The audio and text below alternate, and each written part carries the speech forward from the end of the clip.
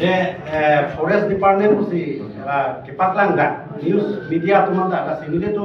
news media kam kachuni bangla pulo je dili tu bidasing lekhe alangli ke forest under si duty claim du alangli mukru si muslim du simile tu kladak pe nili tu fan press media tu napachi thanki ta je homeguard alangli ke forest department ga homeguard department osu simile tu chuni bang lablo je ahe masor bang jitu niki la bidasing lekhe achor bang Prajin pen autonomous council ahin pen sakuri ki ponai mate boreng war san ki ponai apen non hejong ni tum kisum all ka Bangalore district homeguard atum jituni ki nana ma posting ni dodi number 1 ni tum kisum nai abange laplo je mukru lo ma net ave ke dam ke bang katora do kichu ki jun ka siksak do la number silo pen number 2 bang ni pudam ji longit siluni ala daga net tower ason ave ke dam ke bang asapo siksak do la pen adun thuni le kutuji lahorijan karbingong nagaland border laputa ni tum ke dam tang uta lason ken mi nangi kai ki dolo hatia ni kichu dolo lason taksi ni chuning ri kan tum mang lapulo border ahin akuno dotulang asapo ni tum katora kasik sagadim dotulang Lamding border ada Khangar Bosti putu ni tu ada forest anda ni tu somar posting tu ada sapo border eleka ada ki sundu lason dekhasi Nowang district border ada borduri lo ni tu sapo ki sundu torado asini ni tu parda pe tu ni tu bangke nono akai bangke ni tu long hatiar do hele do police na ni tu abana thia asini DIG sir apan tuning ri lapen SP sir apan tuning ri lapen Assam chief minister apan tuning ri je nili tu manta non ki bang bilang ani bangke 303 rifle adin nili tu manang la pite SLR lason karwan state AK4756 lason nili tu manta naisu pite nili tu border bangke jese tu munji Karbi Anglong pen Nagaland border puno Karbi Anglong pen Meghalaya border puno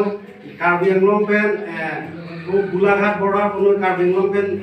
Nowang district border puno nili tum unan ke Karbi Anglong district apa nili tum district pu nili tum chehopen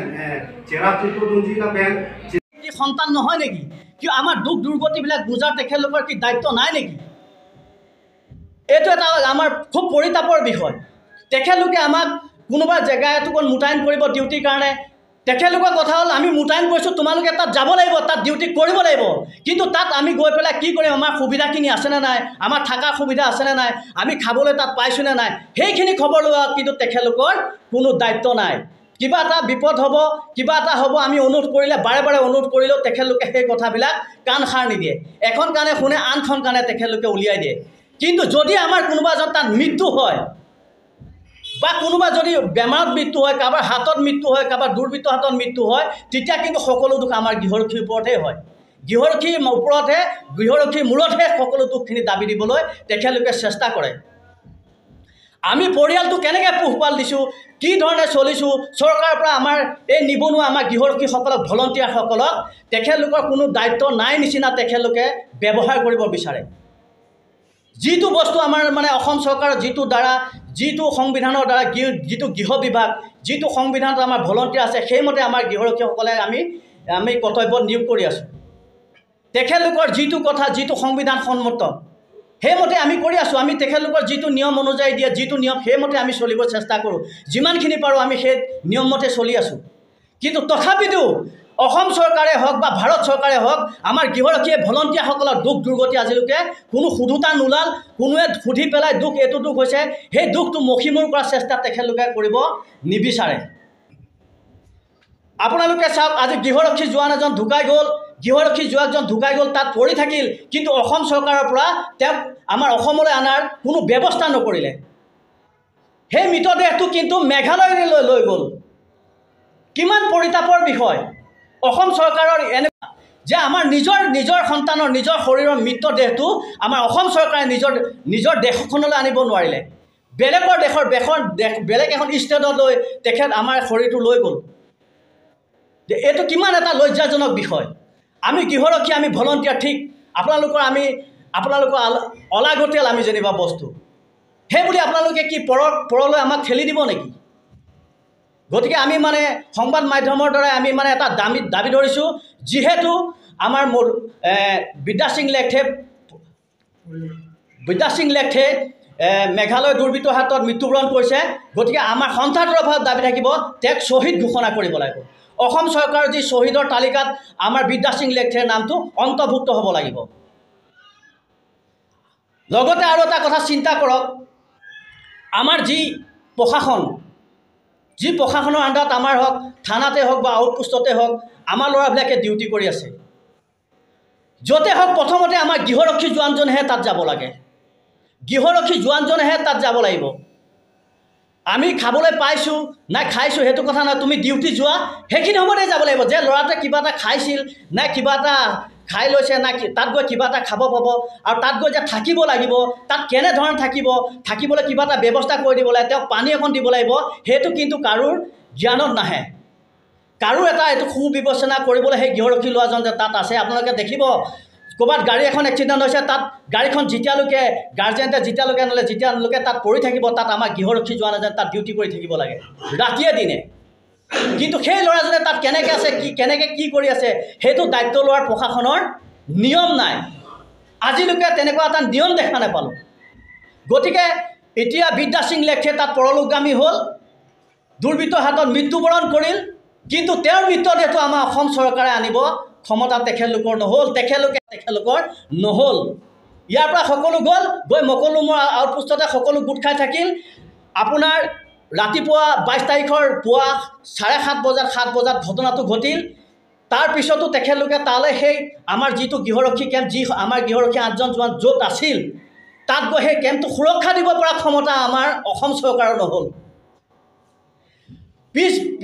পিছবেলা আপোনাৰ 3 বাজিত আহি পেলাই খাচীয়া দুৰ্বৃত্তই আহি সেই আমাৰ গৃহৰক্ষীসকলে বসবাস কৰি থকা ঠাইডোখৰত সেই কেম্পটোত আহি তেখেতে অগ্নিসংযোগ কৰি ভস্মীভূত কৰালে। 3 বাজিলৈকে তেখেতলোকে তাত গৈ সেইটো সুৰক্ষা দিব পৰা ক্ষমতা তেখেতলোকৰ নহ'ল। কিন্তু অত দিনৰ পৰা আমাৰ গৃহৰক্ষী সেই 8জন জোৱানে তাত কিন্তু সুৰক্ষা দি আছিল, সেই 8জনে তাত আছিলে। আপোনালোকক সংবাদ মাধ্যমৰ মই জনাইছোঁ, তেখেতলোকৰ এনেকুৱা এটা অৱস্থা হয়, আপোনাৰ সেই মকৰুৰ পৰা খেৰণি ৰেঞ্জলৈ আহিবলৈ তেখেতলোকৰ 60 কিলোমিটাৰ দূৰত্ব হয়।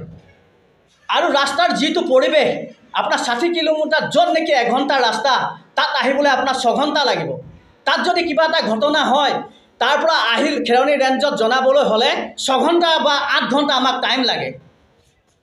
আৰু সেই দুৰৱস্থাত নি পেলাই আমাৰ ল'ৰাখিনি তাত ৰাখি থৈছে খেৰণি ৰেঞ্জ আণ্ডাৰত।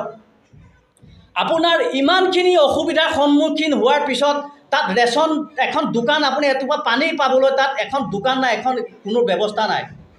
তাত যেতিয়া আমাৰ ল'ৰাবিলাকৰ যেতিয়া চাউল আদায় হ'ব, ৰেচন খাবলৈ আদায় হয়, আমাৰ ল'ৰাই ৰঙালাও বইল কৰি খাই তাত জীৱন নিৰ্বাহ কৰে। ৰঙালাও ইমান এটা দুখৰ বিষয়। ৰঙালাও খাই আমাৰ অসমৰ বন সম্পদটো তেখেতলোকে ৰক্ষা কৰি আছিল। বন সম্পদ ৰক্ষা কৰা তেখেতলোকে ৰঙালাও বইল কৰি খাই এইটো কিমান দুখৰ বিষয়। কিন্তু তথাপি ভলণ্টিয়াৰ হ'লেও অসম চৰকাৰৰ কথা মানি নিজৰ কৰ্তব্যটো পালন কৰি আছিল। আজি যেতিয়াই নেকি বন সম্পদ খাচীয়া দুৰ্বৃত্ত আহি অসমৰ পৰা কাটি লৈ গৈছিল, সেই তাৰাক ভাগক ধৰি পেলাই ৰক্ষণাবেক্ষণ দি যেতিয়া দুৰ্বৃত্তৰ পৰা ৰক্ষা কৰিবলৈ চেষ্টা কৰিছিল, দুৰ্বৃত্তৰ পৰা ৰক্ষা কৰিব আহোঁতে অভিমন্যু দাস আঘাতপ্ৰাপ্ত হয় আৰু বিদ্যা সিং লেথে মৃত্যুবৰণ কৰিব লগা হয়। গতিকে আমাৰ